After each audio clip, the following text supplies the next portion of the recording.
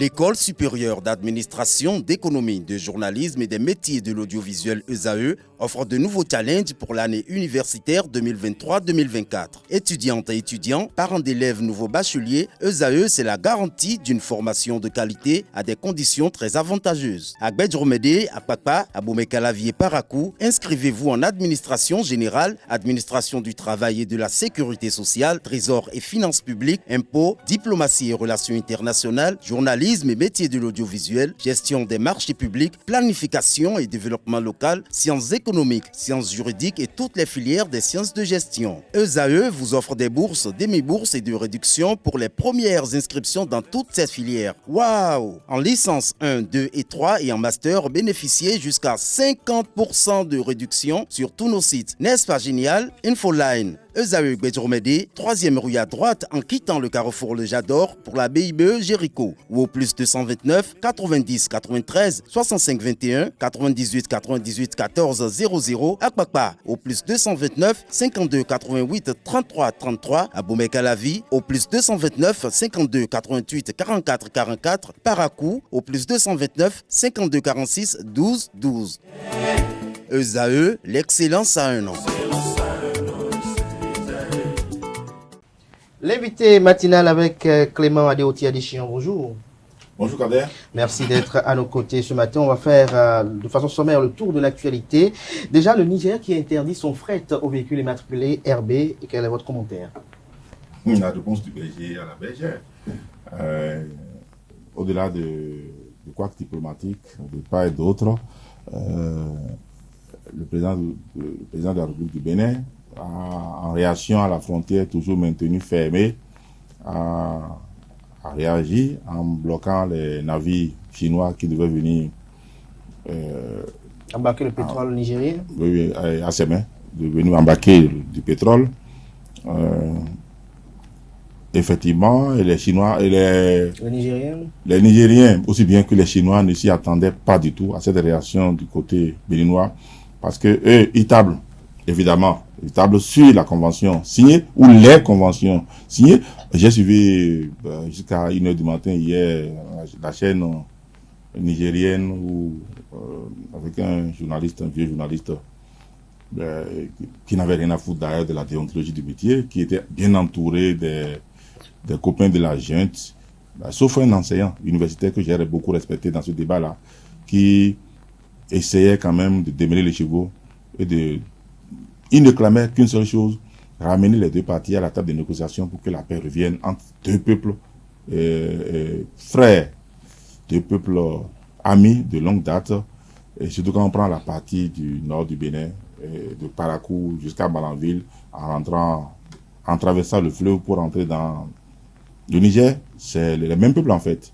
À part le professeur Diallo, que je salue ici, qui a été très érudit dans sa façon de présenter les faits, d'inviter même au péril même de sa carrière, de sa vie, et aussi bien la junte militaire que les autorités béninoises à renouer avec le dialogue. Alors, je confirme que les Nigériens ont trouvé l'astuce subtile.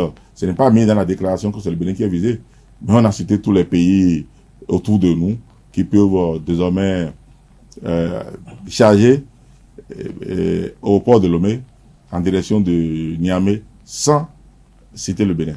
C'est évident, c'est une façon de punir les transporteurs béninois, mais ce n'est pas la solution, c'est mauvais, parce que si ça doit pouvoir continuer comme ça, de partir d'escalade en escalade, le Bénin serait capable de dire bon, et les bus nigériens continuent pas à travailler. Ils drainent du monde, de Cotonou, qu'ils déversent au bord du fleuve, et que les au niveau des embarcadères et les bacs motorisés de fortune disposés à cet effet les transportent de l'autre côté du Niger. Il y a les Nigériens qui sont transporteurs béninois et qui ont des véhicules immatriculés RB. Vous voyez que si on doit se mettre dans cette route-tunnel-là, on ne s'en sortirait pas. C'est pas le but. C'est pas le but de la manœuvre. Le but de la manœuvre, c'est de faire comprendre à un moment donné que ces deux peuples-là doivent se retrouver pour discuter. Le Bénin est en droit de protéger son territoire contre des accusations inutiles de terrorisme qui sont formées. Vous imaginez le nombre de victimes que font les terroristes par semaine, par mois au Bénin. La dernière en date, c'est des militaires qui ont été abattus, c'est des médecins qui ont été tués à Bodegali. On a vu les images. Les terroristes continuent par frapper au Bénin. Mais les Nigériens disent que nous les entraînons. C'est contre sens. C'est contre toute façon de réfléchir, en fait, intelligiblement. Mais voilà la façon de présenter la défense pour expliquer pourquoi ils ne veulent pas ouvrir les frontières. Alors, soit ils nous prennent pour un petit pays con, où à l'intérieur, il n'y a personne qui a appris à réfléchir et qui sont les seuls à apprendre, ils sont les seuls à savoir réfléchir. Et la réaction du président Talon lui a prouvé quand même qu'on n'est pas aussi con que cela puisse paraître. Nonobstant les défenses qu'ils ont fait hier dans leur débat, que le Bénin était guidé par les USA et la France pour continuer d'étouffer le Nigérien, moi je ne pense pas.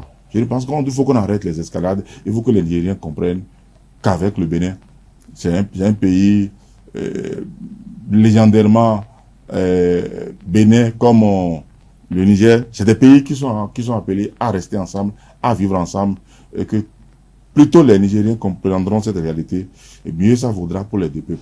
Alors dans cette réponse du berger à la bergère, on a vu quand même plusieurs acteurs politiques, des partis politiques qui sont montés au créneau pour affûter leur fibre patriotique. On a vu au nombre de ces acteurs politiques, il y a quand même une réaction qui a retenu mon attention, c'est le professeur Victor Topanou qui recommande au chef de l'État de prioriser la diplomatie informelle. Qu'est-ce que vous y pensez? Je pense que dans cette situation, au-delà de ce que nous voyons, au-delà des déclarations physiques, des communications officielles, je suis persuadé qu'il y a déjà la diplomatie informelle qui travaille, aussi bien du côté du Niger que du côté du Bénin. Vous vous en doutez très bien quand même que on ne va pas laisser la situation perdurer. Les deux peuples souffrent de cela. Et je vous ai dit dans l'entame que les peuples nigériens, il y en a suffisamment au Bénin, autant que les Béninois, il y en a suffisamment au Niger. Et puis nous partageons beaucoup de traditions ensemble. Et les Djema, les Haoussa, tous, ils sont de deux côtés du fleuve. On ne peut pas laisser la situation perdurer. Il y a toujours une diplomatie informelle, il y a des intermédiations, il y a des personnes qui travaillent pour que la situation se normalise. Je crois que ce que le président Topano a dit, c'est ce qu'il faut faire quand on est intellectuel. Mais par contre, ce qu'on ne peut pas admettre, c'est des patriotes qui peut-être continuent de dénoncer que vous soyez opposant ou de la mouvance. On est patriotique à un moment donné quand le pays est en difficulté. Nous avons un pays voisin qui pratiquement nous intuitionne de protéger le terrorisme, d'entrer le terrorisme. C'est une déclaration de guerre qui ne dit pas son nom. Quand c'est comme ça, le peuple reste uni et debout derrière son président. Et c'est ce que tout le monde Quelles que soient les intrigues politiques. Il n'y a pas d'intrigue politique qui vaille. Nous sommes béninois, nous sommes patriotes. C'est le Bénin qui est en danger. C'est comme ça. Et en était de même, lorsque le Nigeria a fermé nos frontières, nous devons défendre la patrie, c'est comme ça. On peut avoir à dire, à redire sur les comportements, sur la résilience, sur l'esprit de belligérance de part et d'autre, mais reconnaissons que lorsque nous sommes en danger, et dans notre patrie, on doit faire bloc derrière son chef d'État. Certains commentateurs disent que tout ce qui se passe là est purement politique et que les raisons du maintien de cette frontière sont de nature politique, a fait pression au président Patrice Talon à des fins politiques et politiciennes. Non, je ne sais pas de quoi vous parlez. Qui a intérêt à le faire? Il y a des politiciens béninois qui sont en connivence avec les Nigériens, c'est ce que vous voulez dire? Oui, certains le disent. Non, je ne pense pas. En fait, que les gens évitent de la digression quand des problèmes sont sérieux. Ils font allusion au cas Rekia Madougou, Joël Aïvo. Rekia Madougou est nigérien. Elle est nigérienne. Joël Aïvo est nigérien. Je ne sais pas de quoi on parle là. C'est des Nigériens. Ça a quel rapport? Je dis, évitons les digressions quand les problèmes sont sérieux. Ici, nous avons un problème avec le Niger. Le Niger a estimé, mais remontez à la genèse de l'histoire, les Nigériens ont estimé que l'amitié entre le Bénin et le Niger était très élevée, était si imbriquée, de sorte que, quelles que soient les positions de la CEDEAO, le Bénin devrait être ce pays-là qui offrirait la fenêtre de sauvegarde pour le Niger. Ne devait pas bloquer les médicaments, les vivres essentiels qui étaient au Bénin. On devait trouver un moyen d'aider subtilement le Niger à pouvoir continuer par respirer. Mais ce qui nous reproche, c'est quand on a plongé leur tête complètement sous l'eau, et on y a mis le pied gauche pour les étouffer davantage. Et que c'est le salut est venu du côté du Togo, qui n'est pas frontalier du Niger. C'est leur façon de voir les choses. Je les comprends parfaitement, en fait. C'est pas que je ne comprends pas ça. Mais nous sommes communautaires. La CEDEAO a pris une décision. Tinubu venait d'être élu et il était le président de la CEDEAO. Le Bénin sortait d'une relation difficile avec le Nigeria. Évidemment. Et ce n'est pas le moment encore de se mettre le Nigeria à dos. Et puis quand on parle du Togo, quand on parle du Bénin, vous avez, de façon légendaire et historique, on n'a jamais été le même peuple. Dans notre façon de réfléchir, dans notre façon de nous comporter, d'avoir des postures démocratiques quand il s'agit de réfléchir. Je comprends bien tout ce qui peut se passer au Togo, et je respecte le Togo pour tout ce que le Togo fait. C'est normal. Ils ont voulu aider un pays qui n'est pas du tout voisin. Et ils ont voulu profiter de la situation à travers leur port. C'est bon, mais le Bénin ne peut pas faire ça de cette manière. Peut-être ce qu'on nous reproche, c'est l'attitude un peu trop belliqueuse d'avoir les affronter dans les déclarations qui ont été faites. Mais le président Patrice Talon a exprimé ses regrets à maintes reprises par rapport à cette posture. Oui, les Nigériens disent que c'est trop tard. Que c'est trop tard. Il aurait fait en ce moment-là, qui peut-être qu'il aurait épargné beaucoup de couacs, beaucoup de vies. Il aurait épargné beaucoup de vies qui peut-être ont été suffoquées. Mais c'est leur point de vue, c'est leur position. Le président Talon a adopté une position communautaire qu'à ma foi, qu'on le veuille ou non, était indispensable, quoique il y avait une possibilité de l'assouplir d'une manière ou d'une autre. Beaucoup l'avaient dit. Mais là, ce n'est plus le même contexte. Ici, là, carrément, il y a de la belligérance de part et d'autre. Et en tant que patriote, on se range du côté de son chef de l'État. Tout en demandant que la diplomatie informelle continue pas à travailler pour que les deux peuples retrouvent la paix. Mais est-ce que la junte aussi ne doit pas craindre pour sa stabilité lorsqu'elle maintient la situation intacte comme cela, alors que son peuple en souffre? Alors je vous le redis encore, ce que la junte fait au Niger ne doit pas nous préoccuper. Ce qui nous intéresse, c'est comment faire pour que les deux peuples retrouvent une certaine stabilité, une certaine harmonie. C'est quand même 20 à 25% que nous tirons de ressources essentielles par notre port quand le trafic nigérien est desservi par le Bénin. Alors, c'est beaucoup d'emplois qui sont en jeu quand vous prenez tout le long du pipeline, les 1200 km de pipeline, il y a une bonne partie au Bénin. Il y a des pompes, il y a des pompes de stockage à chaque niveau où il y a des parties béninoises qui travaillent, il y a des parties béninoises et des parties nigériennes qui travaillent. Quand vous allez à Sémé, la grande installation qui est là, c'est les Béninois qui y travaillent. Et, quoi qu'on dise, le Bénin profite de cette installation. Par exemple, l'a même dit, le pétrole du Niger, c'est le pétrole du Bénin. Non, nous sommes prestataires. Et en tant que prestataires, le Bénin gagne énormément d'argent, énormément de milliards, et des Béninois travaillent aussi. Donc, c'est largement suffisant. Le président, c'est pas suffisant pour se mettre à genoux, et à tout point de vue. Mais c'est suffisant pour entamer une diplomatie informelle, pour chercher à baliser le terrain, pour que tout redevienne normal. Alors, autre actualité, Rekia Madougou, l'ancien président de la République, on ne sait pas de donner ce gloire, a voulu rendre visite, mais il a été interdit de visite. Pareil pour l'activiste franco-béninois Kémy Séba. Qu'est-ce que vous en pensez? Voilà, je ne sais pas les deux faits. Si j'étais le président Talon, je ne permettrais pas à Kémy Séba d'aller voir Rekia Madougou pour encore tirer les ballons de feu, pour faire des déclarations comme il en a l'habitude sur le plan international. Ça, je l'aurais interdit si j'étais le président Talon. Ça, c'était bien fait, en fait. Parce qu'on continue de le voir draper de son boubou pour aller serrer la main au Niger, au président nigérien, dont il se tague être le grand conseiller. Peut-être qu'il fait partie même de ceux qui conseillent au président du Niger de ne pas ouvrir les frontières. Il a fait une vidéo dans laquelle il dit qu'il pourrait s'inviter comme médiateur. Non. Écoutez, on connaît cette déclaration, on connaît cette position. C'est son droit, en fait. Moi, je suis un démocrate et je respecte la liberté de chacun. Mais je dis, si j'étais le président Talon, président de la République, je n'aurais pas permis à quelqu'un que je vois un peu déstabilisateur entre les termes, qui convole en juste noce avec le Niger, qui bloque ses frontières contre tout réalisme, aller visiter Rekia Madougou pour encore s'enflammer sur la toile avec des déclarations intempestives. Je crois qu'à ce niveau, c'est bien. Mais par contre, pour le président Soglo, je ne comprends pas.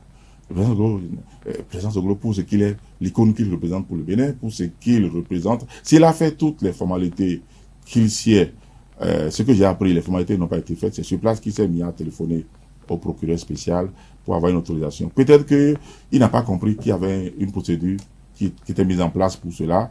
Mais je me dis, on aurait pu respecter son âge et sa statut sociale pour le laisser voir qui a Madougou. On aurait pu le faire. C'est de petits gestes qui comptent quand on est béninois, qui nous caractérisait et qui doit continuer à nous caractériser. De savoir fermer les yeux quand il faut fermer les yeux.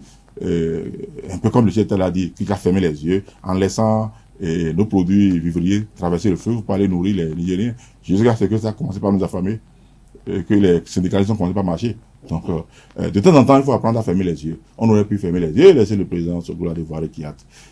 Ça n'aurait fait de mal à personne, en fait. Ça n'aurait fait de mal à personne. Parlons de syndicalistes qui ont marché, la CSTB projette encore une autre marche. Bah, c'est l'essai de toutes choses nuit. Vous avez tenté une marche qui a été interdite. Vous avez projeté une marche pour le 11 qui a été acceptée. Vous avez le temps de dire ce que vous avez l'habitude de dire. Et vous revenez encore tout de suite pour dire une nouvelle marche. Vous savez, l'essai frise toujours la provocation. Et quand il s'agit de la CSTB, ils ont tout tendance à mélanger syndicalisme, esprit belliqueux, de communisme qui a toujours caractérisé ce groupe-là. Ça, je respecte ce qu'ils font en tant que syndicat. Je respecte un peu leur détermination à défendre les travailleurs. Mais je me refuse de toujours continuer à croire qu'ils n'ont pas changé, en réalité. Mais pourquoi eux seuls? Toutes les confédérations se sont entendues pour marcher. 2 fois de suite, ils l'ont fait. Mais c'est beau. Tous les médias se sont rangés de leur côté, les ont soutenus. Mais pourquoi la CSTB uniquement drapée de leur turban rouge, maintenant veulent se déverser dans la rue à nouveau? Pourquoi? Quel est l'intérêt? C'est quoi le besoin pressant immédiat qui oblige encore à une nouvelle revendication? Après le 11, qui se calme un peu. Ils aillent à la table de discussion. Il y a une négociation qui est prévue. Je ne connais pas la date, mais c'est une date très prochaine, une date très récente, où ils devraient se voir avec le gouvernement pour discuter, mais qu'ils attendent d'aller à la table de négociation et qu'ils n'aient pas satisfaction et qu'ils rapportent ce qui fait encore la pomme de discorde entre le gouvernement et les syndicats, et qu'ensemble avec les confédérations qui se concertent pour décider d'une action d'envergure. Lorsque les actions sont concertées et sont d'envergure, ça impacte mieux. Pourquoi la CSTB tout seul?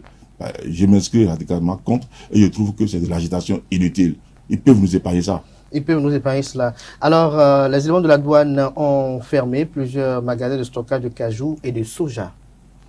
À Parakou. À Parakou, oui. C'est une actualité qui est bizarre.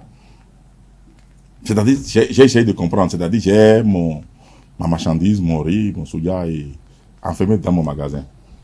Et on est venu fermer sous prétexte que on en a besoin ailleurs et je n'ai pas vendu. Alors pourquoi je ferme mes produits dans mon magasin? C'est bien ça. Tout à fait. C'est pas que je suis en train de faire une sortie frauduleuse à une frontière et la douane est allée m'arrêter. Mais dans mon magasin, dans mes magasins, c'est-à-dire je décide de ne pas vendre parce que les prix ne me conviennent pas pour l'instant. Alors il y a 2 analyses. La première, oui. Parce que l'argument c'est GDZ à Glodigbe a besoin des intrants et on ne doit pas stocker sans pouvoir leur donner, créer une pénurie inutile. C'est bien ça, c'est ce qui a obligé le gouvernement par la douane à aller faire une action, cette action musclée-là. La première analyse, c'est que nous ne sommes plus dans une situation de libre concurrence, c'est-à-dire je ne suis pas libre de vendre mon produit quand le prix ne me convient pas. Parce qu'ils ont décidé de ne pas tenter une action d'aller exporter ou d'aller vendre ailleurs. Parce qu'autrement, la douane les aurait arrêtés. Puisque tout a été bloqué un peu partout au niveau des frontières, par le Togo, par le Burkina, par le Niger, c'est pratiquement impossible pour que ça n'aille pas ailleurs. Et la douane pouvait attendre là. Donc je peux garder autant d'années que possible mes produits de mon champ.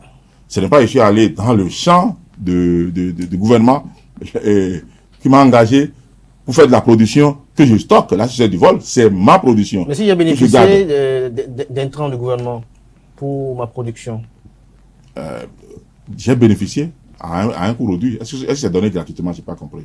Est-ce que le gouvernement distribue les intrants à un prix réduit? Même si l'État a subventionné, l'État a quand même une petite contribution. Oui, l'État a subventionné à un prix réduit. Et l'État a le devoir de protéger son investissement de sorte que ça ne traverse pas les frontières. Si moi j'étais la douane, j'attendrais qui tentent une action vers une frontière pour les arrêter. C'est comme si la douane s'avouait faible et vaincue dans sa façon de contrôler, de surveiller nos frontières. Ça signifie que nos frontières sont poreuses, parce que la douane est incapable de faire une bonne surveillance.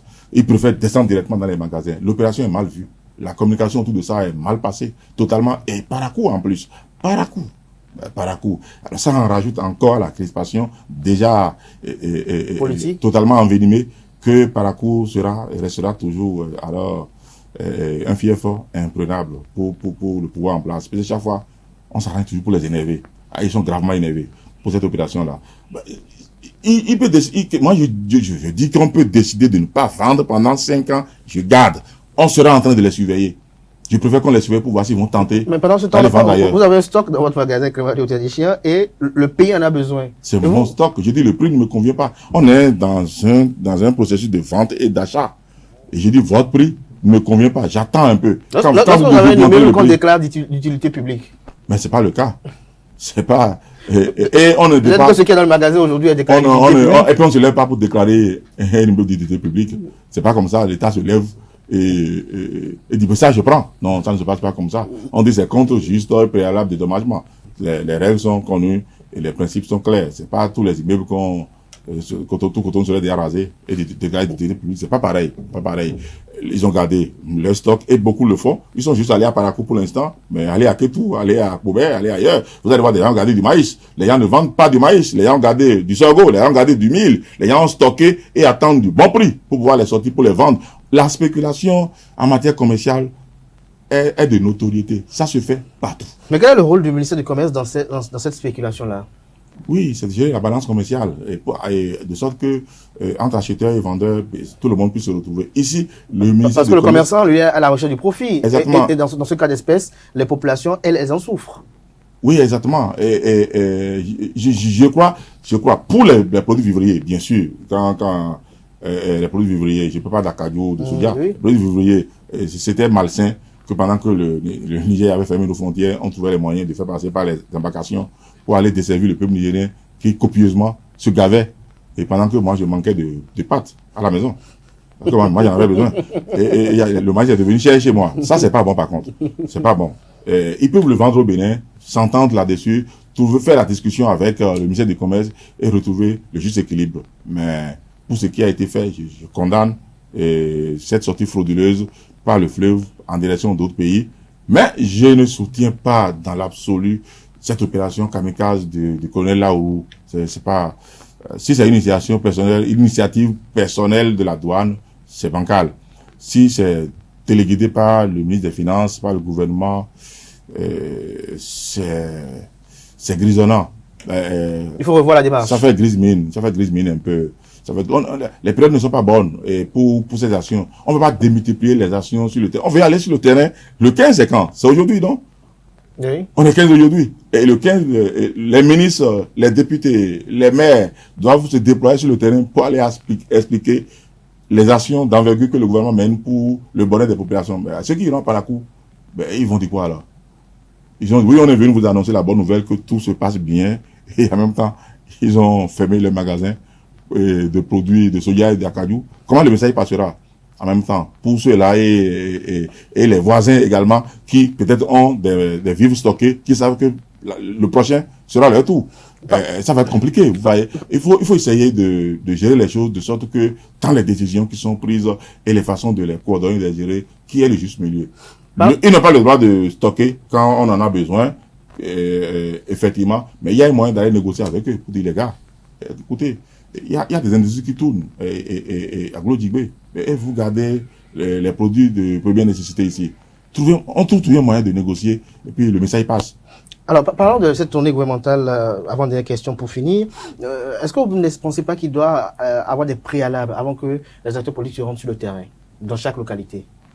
Je pense bien que les préalables ont été déjà résolus, que les acteurs à la base ont été déjà prévenus, que les délégués, les conseillers du village, les chefs d'arrondissement, les conseillers des arrondissements, les conseillers au niveau des mairies et des communes ont été déjà prévenus, ont été déjà... L'administration des partis politiques a joué sa partition. Oui, ont été déjà briefés. Je suppose que c'est fait. Si ce n'est pas fait, le message ne passera pas.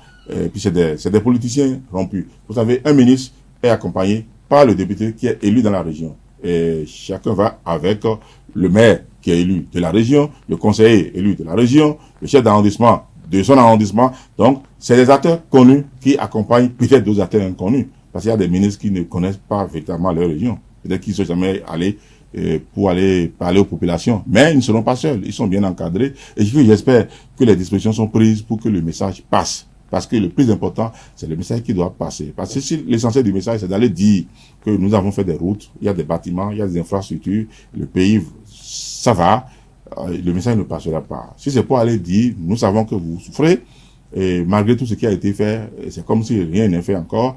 Les marchés seront mis à disposition bientôt. Et en tant que femme, lorsque vous avez des marchés de ces qualités-là dans vos régions, ça doit vous réjouir. Et en même temps, trouver les moyens de dire, il y aura des accompagnements financiers pour les femmes qui sont en groupement.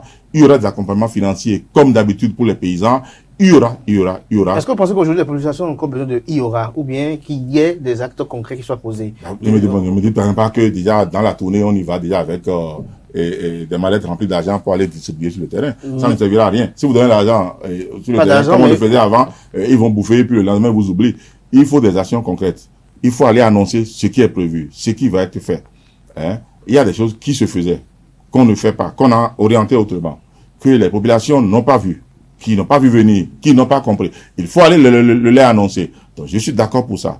Et qu'il faut le faire de façon concrète en donnant des échéances et des dates précises pour que dans les 2, 3 ou 4 mois déjà, on commence pas à en avoir les effets sur le terrain. C'est ça le message qui peut passer. Mais si c'est pour aller dire, mais regardez, tout Cotonou, il y a des routes partout. Pour aller au nord, c'est bien, tout est balisé, on a de belles infrastructures, on a des touristes qui arrivent chez nous. Pendant que le monsieur a faim, il ne mange pas avec sa femme à la maison, et pendant que lui et ses 12 enfants, il ne mange pas. Je crois que c'est extrêmement compliqué à gérer. Très compliqué. Extrêmement compliqué à gérer. Toute dernière question, Clément Adéoté-Adéchian, nous émettons sur Internet. On est très attentif à tout ce qui se dit sur Internet. Le président Bassirou Diomaye Faye essuie quelques critiques suite à sa visite au Rwanda et en Côte d'Ivoire. Surtout en Côte d'Ivoire, lorsqu'il a salué la démocratie ivoirienne, les gens le critiquent, estiment qu'il n'est pas indiqué pour saluer et qualifier la démocratie ivoirienne. Qu'est-ce que vous avez à dire face à cela? Alors, nous l'avons déjà dit ici, ce plateau, et quand on voyait venir la victoire de Faye, il y a la posture du président de la République et la posture de l'homme bouillant, politico-syndicaliste, panafricaniste, qui avait besoin de capter une certaine attention du peuple. Mais maintenant, quand il se met dans la posture du chef de l'État, et qu'il est dans une sous-région qui fonctionne d'une certaine manière, là, c'est le chef de l'État qui parle.